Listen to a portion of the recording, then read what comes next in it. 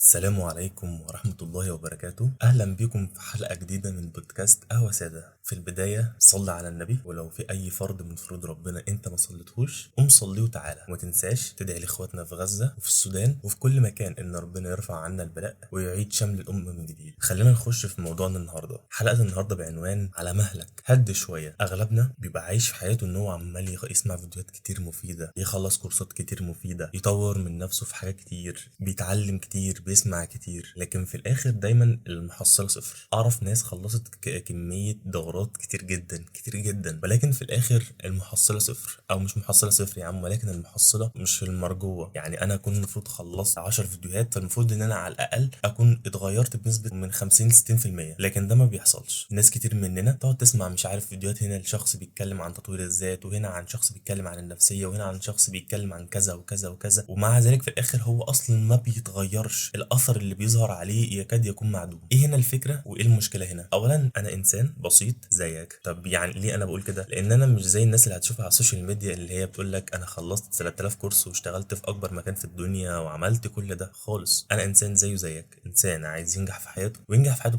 بشكل سلس ويسير. لان انا في البدايه طبعا جربت ان انا اكون زي الناس اللي انت بتشوفها على السوشيال ميديا وما توفقتش. كل واحد ليه حياته وانا مش معترض، ولكن عايز اقول لك ان مش كل حياه حد ينفع تناسبني. تمام؟ بعد التجربه الطويله ومش عارف ايه وقله التغيير، عرفت ان الموضوع مش بالكميه. المهندس ايمن عبد الرحيم كان بيتكلم في مره بيقول ان زمان الناس متعلمين ولكن العلم عندهم قليل، ودلوقتي الناس العلم عندها كتير لكن مش متعلمين. يعني ايه الحكمه دي؟ الحكمه ان زمان مثلا اي حد من بتوع زمان وزمان شويه كمان كان عندهم كتاب واحد بس، ده اللي يقدر يجيبه اصلا عشان يتعلم منه. فالكتاب ده كان يقعد معاه سنه وسنتين وهو بيقرا فيه يوميا وبيتعلم منه يوميا وبيزيد منه يوميا. فالانسان ساعتها او الشخص ده ساعتها كان عنده علم قوي جدا، لكن كان العلم اللي حواليه محدود. فهو كان يعني ممكن كتاب واحد يعني يخليه يتغير حوالي 180 درجه. طب تعالى على الوقت اللي احنا فيه دلوقتي، احنا عندنا كميه كتب متاحه رهيبه، وكم واحد فينا بيقرا؟ ممكن مش هقول لك قليل بس هقول لك كتير. انت مثلا خلال الشهر انت بتقرا كام كتاب؟ نقدر نقول ان خلال الشهر الواحد نقرا 10 كتب. في ناس اصلا بتتباهى انها في خلال شهر واحد او في خلال سنه كامله بتخلص 20 كتاب والكلام ده كله، وبتعمل ريفيوهات ومش عارف ايه. فده بقى بالظبط الفرق بتاع زمان. زمان كان عندهم علم صغير ولكن كانوا متعلمين جدا، انما دلوقتي عندنا علم كتير منتشر وطرق كتير ولكن احنا يا دوب ايه، بنجري. طب ليه بنجري؟ ده انا مش عارف. يعني انا مثلا إيه اللي يخليني اجري عشان اخلص كميه واخلص كميه كتب وكميه دورات في وقت قصير؟ يعني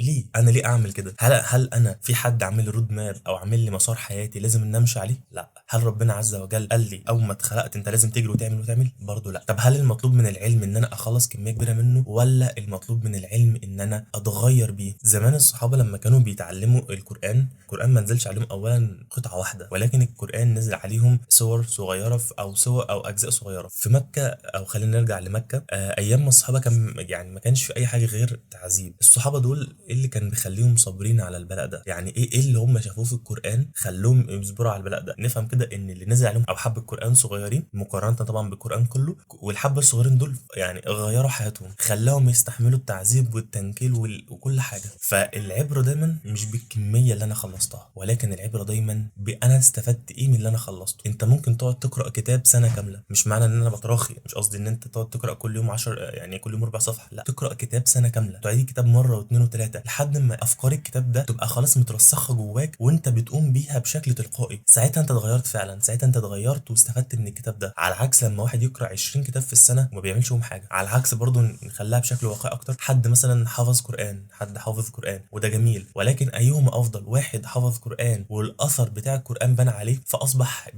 يعني حياته عامله زي النبي صلى الله عليه وسلم. السيده عائشه بتقول النبي صلى الله عليه وسلم كان قرانا يمشي على الارض. فاحنا بنتكلم هنا انا هحفظ قران حلو من غير فهم، هبقى بعرف اقرا قران بس وحافظ قران. لكن لو حفظت القران بتدبر ان اطلع منه دروس وابدا اطبقها في حياتي، انا كده عملت الغرض من القران. يعني الله عز وجل قال ان نحن نزلنا الذكر وان له لحافظون. طب ربنا يعني خلاص هيحفظه، انا بقى دوري ايه؟ دوري ان انا اتغير بيه. الله عز وجل لما نزل لنا القران مش عشان انا اقعد اقرا وخلاص. يعني احنا كتير جدا بيتبارى من هيختم القران في يوم وفي 10 ايام في الكلام ده كله، لكن مفيش حق قليل جدا اللي بيتغير. انا على مدار حياتي ختمت القران كام مره؟ كتير جدا. على مدار حياتي اتغيرت كام مره بالقران؟ قليل جدا، لان مش في دماغي اساسا ان انا افهم اصلا، مش فارقه المهم ان انا اخلص. طب ليه؟ عشان لما اجي اقابل حد او اتبرى مع حد، او حتى لما اشوف حد على السوشيال ميديا بيقول ان هو خلص القران 19 مره، ما احسش من جوايا ان انا ضعيف، او ما احسش من جوايا ان انا قليل. ودي كارثه، والله والله دي كارثه. فالغرض هنا مش كميه الحاجات اللي انت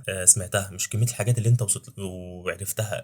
المعلومات بدون تطبيق ملهاش لازمه، والله بالعكس بتبقى ضرر. يعني ابو جهل ما كانش عارف النبي صلى الله عليه وسلم رسول، كان عارف انه رسول، ولكن في المقابل ما امنش بيه، فكان عنده علم ما عملش بيه حاجه. ايه اللي حصل؟ في جهنم. انا عايز بس افهمك ان العلم من غير تطبيق هو علم عليك، هو علم عليك. كان السيده عائشه كان جالها شخص قال لها علمني كذا، فعلمته. فجاء الاسبوع اللي بعده قال لها علمني تاني، قالت له على مهلك، انت طبقت اللي انت اتعلمته المره اللي فاتت؟ قال لها لا. قالت بقى ما تكترش حجج ربنا عليك. طب ده معناه ايه؟ انا مش بقول لك ما تتعلمش، مش بقول لك ما تقراش، لا، انا بقول لك اقرا واقرا كتير جدا، ولكن القصد ان انت ما تكونش بتقرا لغرض ان انا اخلص كل ده وخلاص، او لغرض ان انا يكون عندي علم كتير ما بعملش بيه حاجه. دايما كده خد قاعده، اي حاجه انت بتعملها في حياتك لازم اما تقربك للجنه او تبعدك عن النار، ما فيش حل تاني. او انها بتصلح حياتك عشان برضه تقربك من الجنه. الغرض من الحاجات من كلام النهارده لازم تكون ممكن ان العبره مش بالكميه، العبره باثر الحاجات دي عليك ايه. يعني انت هتتغير بنسبه قد ايه بعد ما تخلص الكتاب ده. وعايز اقول لك والله العظيم كم مره انا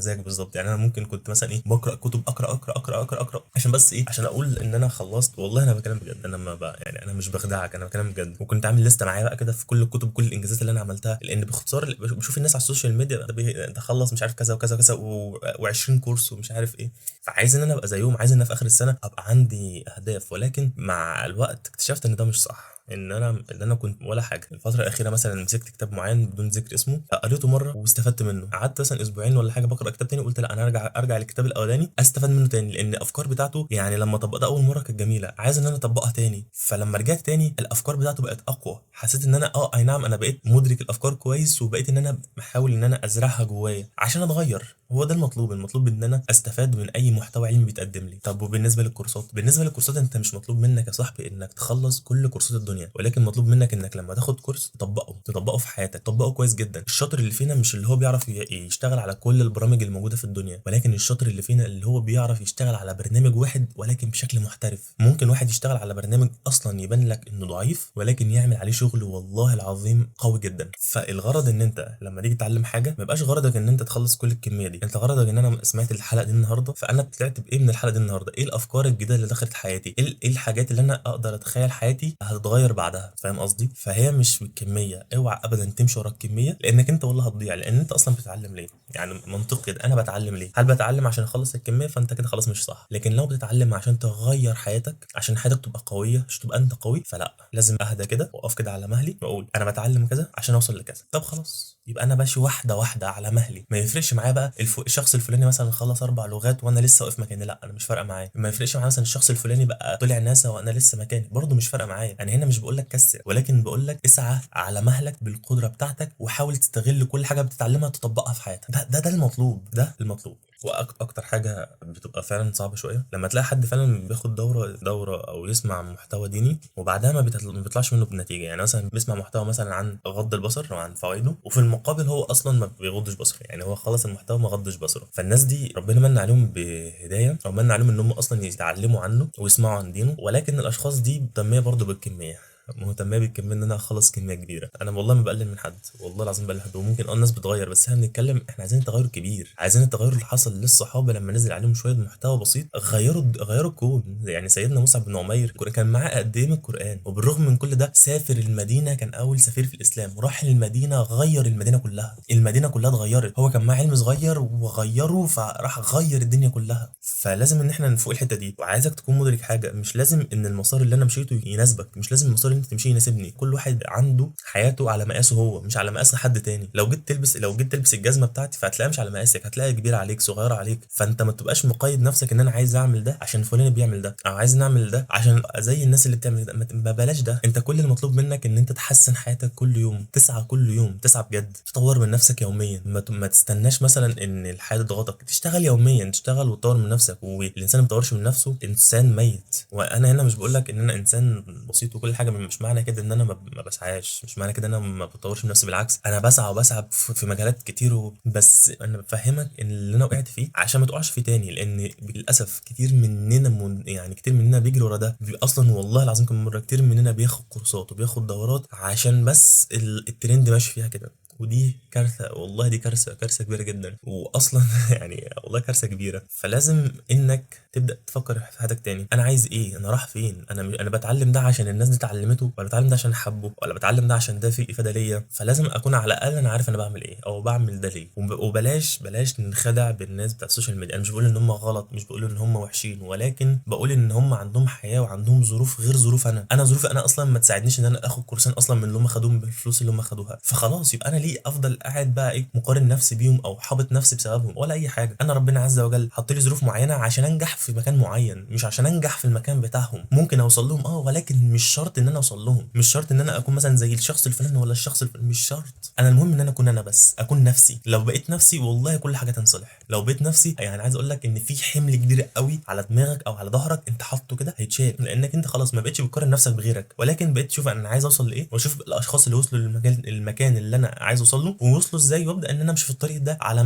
مهلي تاني. مش معناها ان انا امشي بالراحه، لا، معناها ان انا امشي كل خطوه وادي كل خطوه حقها، كل كلمه انا بقراها افكر فيها، كل معلومه انا بعرفها جديده اطبقها. فده اهم حاجه. اجي اخلص الكورس ده الاقي نفسي مثلا بقيت محترف فوتوشوب خلاص، لان انا كل حاجه كنت بطبقها، كنت بستكشف جديد. ممكن اقعد اتعلم فوتوشوب مثلا 3 4 شهور، مع ان في ناس بتعلمه في اسبوع حرفيا، وفي ناس بتنزل فيديو ساعه بيلخص الدنيا، ولكن يا عم اتعلمه في 4 شهور. بس بعد 4 شهور انا بعمل حاجات بشكل احترافي رهيبه. فبعد 4 شهور اقدر ان انا اجيب، حتى اقول لك اجيب دخل يا عم، اجيب فلوس ليا، فاهم قصدي؟ اقدر ان انا اجيب فلوس من الحاجه اللي انا اتعلمتها ده. على عكس لو كنت اتعلمتها في ساعه كان زمان لسه دلوقتي مش عارف اصلا يعني ايه تغذيه بصريه، ومش عارف ان انا اعمل شادو والكلام ده كله بالنسبه لي صعب. ليه؟ لان انا ما اديتش الحاجه حقها. فانتقلت من مرحله لمرحله وانا ما اديتش المرحله الاولى حقها، فبالتالي المرحله اللي انا داخل عليها تبقى صعبه جدا، وفي الاخر اسيب المجال واقول انا مش ناجح في اي حاجه وانا مش عارف ليه، لان انا ما اديتش الحاجه حقها. وقيس على كده كل ده في حياتك. الغرض من التعليم ان هو يغيرك، مش انه يخليك مخلص حاجات كتير. اظن دي كفايه كده النهارده عشان ما اطولش عليكم. واسف طبعا على تاخير الحلقه، كان المفروض انها تنزل يوم الجمعه، ولكن اصلا مش عارف حتى تنزل امتى. يعني دلوقتي انا بكلمك السبت ومش عارف ممكن تنزل النهارده ولا تنزل بكره، مش عارف. ولكن الهدف دايما ان يكون في افاده، يكون في حاجه انت بتستفاد منها. فحاول انك انت تستفاد من حد. انا اكيد اصلا مش مستفاد حاجه، يعني انا كده كده لا مثلا باخد فلوس من اليوتيوب ولا باخد فلوس منك ولا اي حاجه، ولا لما انت تنجح مثلا هتيجي تديني اي حاجه من نجاحك. انا مش فارقه معايا والله يعني. ولكن كل غرضي او كل اللي انا هستفاده هو ان انا اخد حسناتك، يعني ده او هاخد حسنات منك، ده حاجه كويسه يعني. فحاول تتعلم من الناس اللي هي بتقول لك تديك نصايح ببلاش. يعني النصايح دي والله ما كانش موجوده زمان، ما كانش في حد بيقول لنا اعمل كذا او ما تعملش كذا زمان، محدش كان بيفهمنا. فعشان كده الواحد كان ممكن يقعد عمرا طويل منغمس مثلا يعني منغمس مثلا. الواحد فعلا بيفتكر ايام هو كان ماشي ورا الترند مثلا، ماشي ورا الحاجه، عايز اخلص كذا، بردد مثلا الحاجات اللي الناس كلها بترددها حرفيا والله. يعني الحمد لله ان ربنا انعم علينا ان الواحد بدا يشوف مستقبله او يشوف حياته صح يعني. ولكن هو كان بيمر بالفتره دي. وحرفيا لما كنت بتكلم مع الشباب، كان في من الشباب بسم الله ما شاء الله عليه كان بيقول لي ان هو اصلا كان مقتنع ان بتوع السوشيال ميديا دول حقيقيين. انا ما بتكلمش هنا، انا ما بتكلمش عن الناس اللي بجد، انا بتكلم عن الناس الفيك، الناس اللي حياتها فيك. فكان بيتكلم ان هو مقتنع الناس دي حقيقيين، وكان بيقلد ده. كان حرفيا بيروح الساحل مثلا عشان فلان راح الساحل، وبيتصور نفس التصوير نفس كل حاجه عشان فلان عملها، لكن ده مش حقيقي. فده الحاجات دي احنا لازم ننبه عليها، عشان اللي بيضيع منك هو عمرك. وانت اصلا انت اصلا كل اللي تملكه في حياتك هو شويه وقت. الوقت ده لو خلص انت خلاص خلصت. فحاول انك تستغل ده، حاول تستغل ده، ما تضيعش لحظه في عمرك، ما تضيعش لحظه في حياتك. ابعد عن الحاجات اللي ملهاش لازمه، ابعد عن الحاجات الغير مفيده. قلل بالله عليك السوشيال ميديا، وقلل قعده على الواتس كتير وكلام مع الناس. تقول انا بتكلم عن، قلل الكلام مع الناس. الله عز وجل قال لا خير في كثير من نجواكم. قلل كل ده، قلل كل ده، وخلي نفسك كده قاعد كده متزن كده مع نفسك. عارف انت لو اصلا قفلت السوشيال ميديا نهائي، انت كميه النفسيه اللي عندك اللي هتتغير عايز اقول لك لا تحصى. انت تقريبا كل حاجه في حياتك هتتغير، كل حاجه حرفيا في حياتك هتتغير. فما تحرمش نفسك من ده، وما تضيعش حياتك، ما تضيعش مستقبلك على ده، او ما تضيعش مستقبلك في حاجه زي كده. اتفقنا؟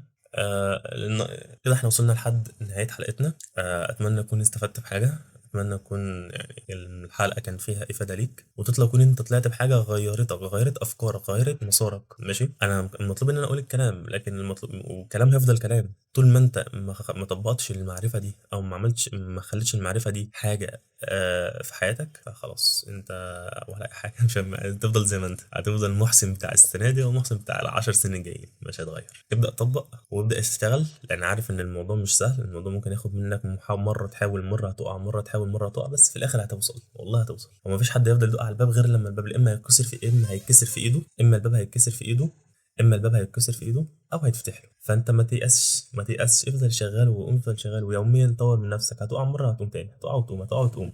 لكن اللي هيقع بس ومش هيقوم تاني ده اسمه فاشل، وده احنا مش منهم. اتفقنا؟ يلا ما تنسانيش بقى في اللايك والشير والكومنت، ولو عندك اي مشكله عايزنا نتكلم عليها قولها لي في الكومنت تحت. وبحبك في الله، سلام.